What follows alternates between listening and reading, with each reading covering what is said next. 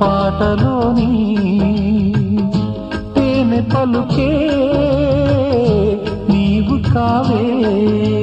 పలికించి నిదిద్దుకున్న బొట్టుకొక అర్థముంది అంటానే. పల్లవించే నిబంధనాల చందనాలు నాకు తెలుసు విన్నానే.